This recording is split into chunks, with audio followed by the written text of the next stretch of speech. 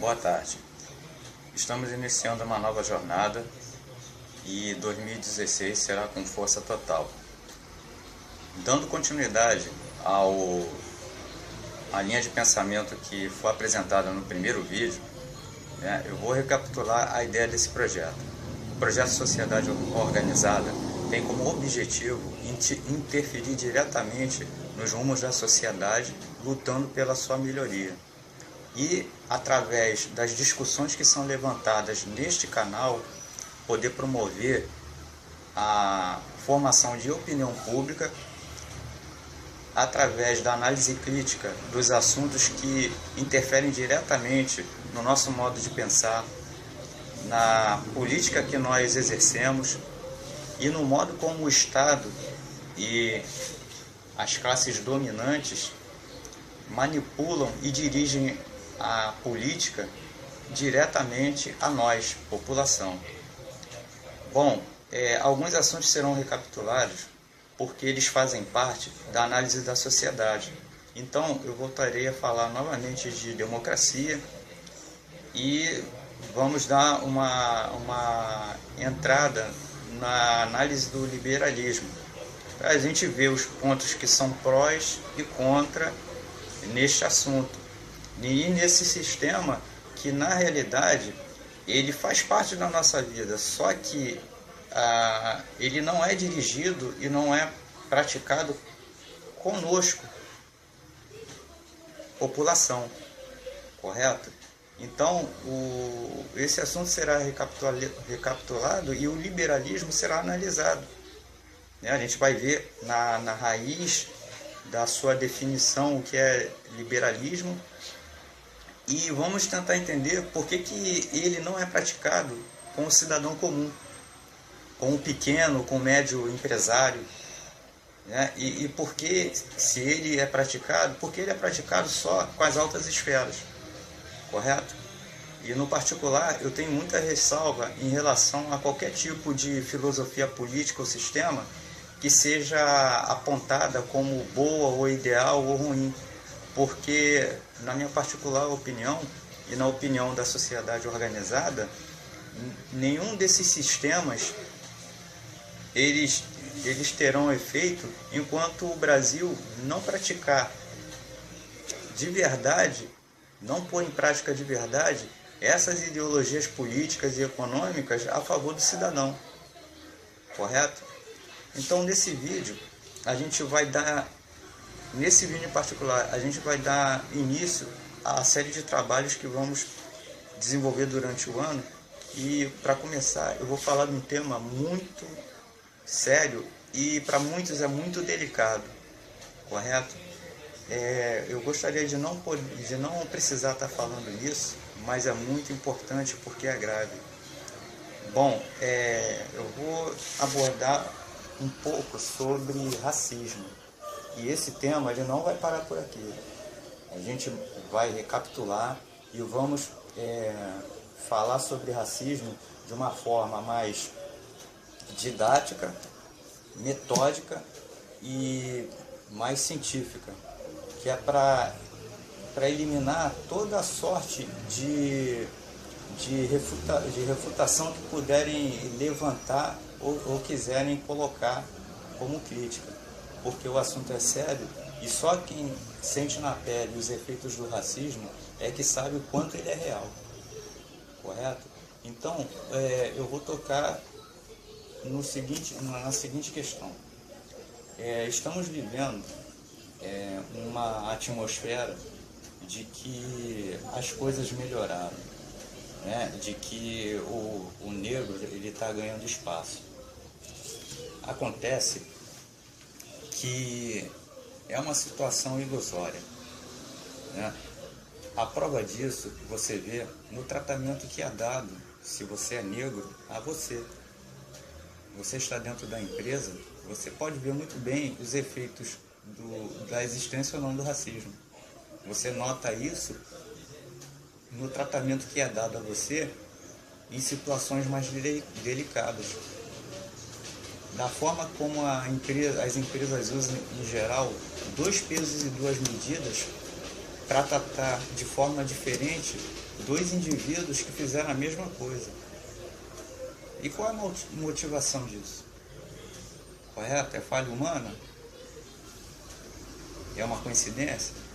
Se dentro de uma mesma empresa, dois trabalhadores, eles cometem o mesmo erro, o que se espera é que o tratamento punitivo seja o mesmo para os dois.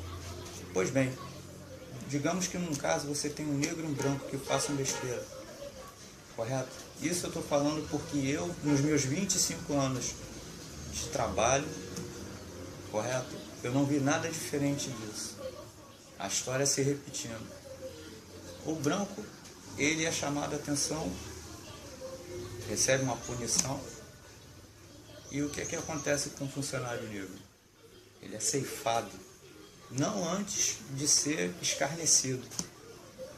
Da forma que puderem, escarnecem o sujeito e liberam ele.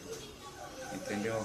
Eu dou minha cara a tapa para qualquer um que esteja aí do outro lado vendo o vídeo e queira me criticar, porque são 25 anos de carreira, de carteira profissional, vendo a mesma coisa acontecer.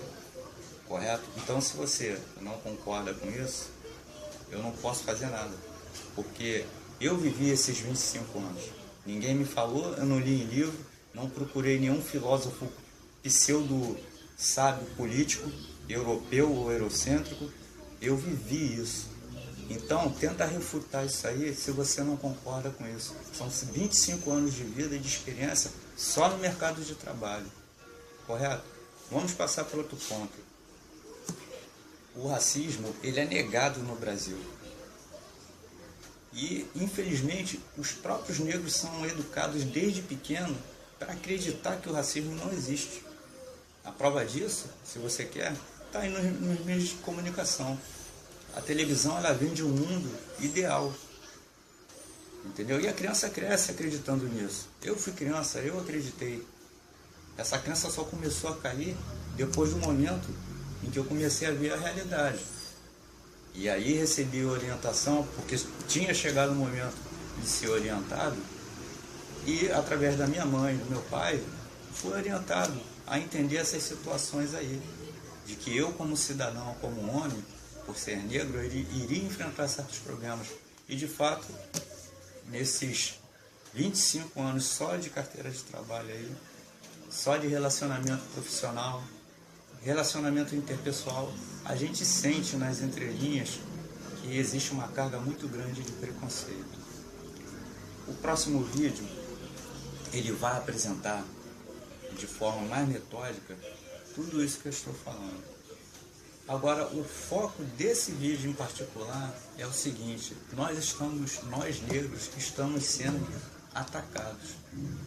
Não de forma direta, como era feito grosseiramente na época da escravidão e nas décadas mais próximas dos dias atuais, como a década de 60 e 70, e até 80, correto? Mas nós estamos sendo atacados na esfera do pensamento, na esfera intelectual. Existem livros didáticos que estão ensinando erroneamente às nossas crianças que nós negros praticávamos a escravidão aqui no Brasil. Bom, numa das fontes que eu tive acesso, o historiador teve a cara de pau de falar que Zumbi dos Palmares teve escravo dentro do quilombo dos Palmares. Agora você vê como existe o preconceito e como o racismo está aí, e ele existe. A prova maior é essa afirmação. Como o Zumbi dos Palmares teria escravos se o próprio quilombo que ele passou a chefiar tinha como objetivo garantir a liberdade do homem? E quando eu digo homem, eu não falo só homem negro, porque dentro do quilombo dos Palmares existiam brancos, e os brancos viviam muito bem lá e não queriam saber de outra cidade, porque o objetivo do quilombo dos Palmares era garantir a dignidade da vida do homem.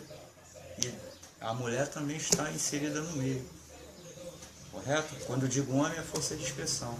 Então, num local em que o chefe, o governante, toma posse desse lugar como governante, com o objetivo de garantir as liberdades individuais, e dentro do quilombo dos Palmares, o homem era livre para investir, para empreender, para ter seu próprio negócio, para fazer negócio com outras pessoas que viviam ali dentro e até fora do quilombo. As cidades vizinhas iam fazer comércio com o quilombo dos Palmares. Como um homem que estava lutando para garantir a liberdade não só do próprio negro, mas também do homem branco, aquele branco que era menos favorecido economicamente, que era pobre, ia viver no quilombo. Como um homem desse que lutou para garantir a liberdade de todos os seres humanos, independente de sua cor e de sua crença, ele ia praticar um ato tão hediondo quanto é o ato da escravidão. Da onde saiu essa ideia? Tem que ser muito, mas muito, vocês me desculpem, mas tem que ser muito imbecil para acreditar nisso. E os nossos livros de história, eles estão carregados de mentiras. Eu li por exemplo, um desses que eu li, de primeiro grau, ele mostrava uma gravura do século XIX, final do século XIX, com várias negras no calçadão do centro da cidade, ali próximo à Praça 15, andando como se fossem fidalgas. E dizia que naquela época era muito comum negras libertas serem bem-sucedidas economicamente e terem escravos. Agora eu paro para pensar, se eu vivo no século XXI e a gente quase não vê negro ter sequer um pequeno comércio, que dirá naquela época em que a escravidão ainda era muito recente, nem todos os negros estavam libertos, porque essa gravura era anterior à abolição da escravatura. E como é que o livro vende a ideia de que naquela época a sociedade aceitava com naturalidade ver negras vestidas como fidalgas e não se ofender?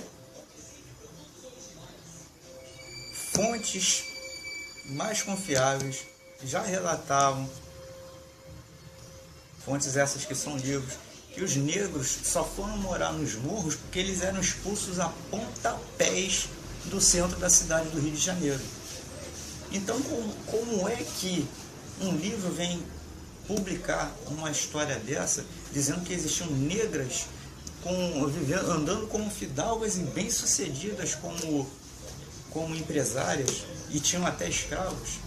Pelo amor de Deus, né? Não tem coerência. A sociedade já é racista nos dias de hoje. Na época da escravidão, então, era muito mais. Era declarado. Então são coisas que não encaixam.